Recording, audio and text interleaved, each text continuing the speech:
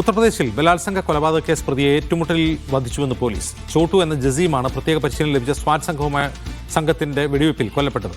പ്രതിയെ ജീവനോടെ പിടിക്കാനുള്ള ശ്രമത്തിനിടെയാണ് ഏറ്റുമുട്ടലുണ്ടായതെന്നാണ് പോലീസുകാർ പറയുന്നത്. പോലീസുകാരെ പ്രതി ആക്രമിച്ചപ്പോൾ സ്വയം രക്ഷാർത്ഥം വെടിയുതിർക്കുകയായിരുന്നു എന്നാണ് പോലീസിന്റെ വാദം.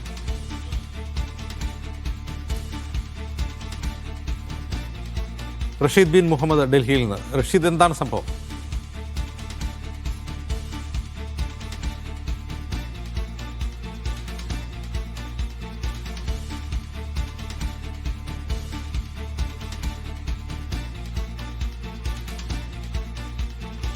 ചോട്ടു എന്നു പേരുള്ള ജസീമിനെയാണ്. ഇയാൾ ബലാത്സംഗ കേസിലും കൊലപാതക കേസിലും പ്രതിയാണ്. ഇയാളെ പിടികൂടാൻ ശ്രമിച്ചപ്പോൾ അയാൾ തിരിച്ചാക്രമിച്ചു, അപ്പോൾ വെടിവെച്ച് കൊന്നു എന്നാണ് പോലീസ് പറയുന്നത്.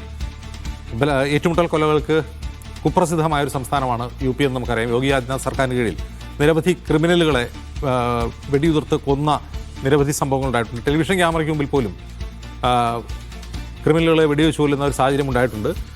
റഷീദ് ബിൻ മുഹമ്മദ് വിവരങ്ങളുമായി. റഷീദ്, എന്താണ് സംഭവം?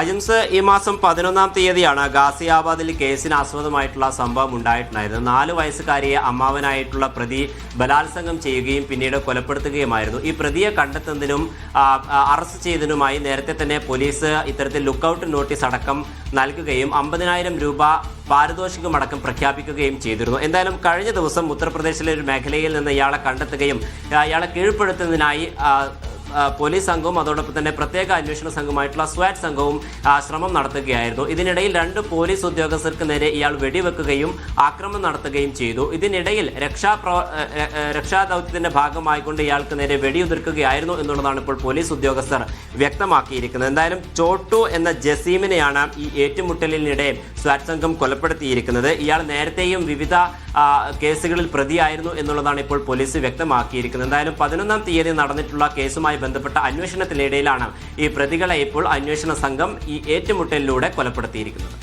അജിംസ്, ശരി.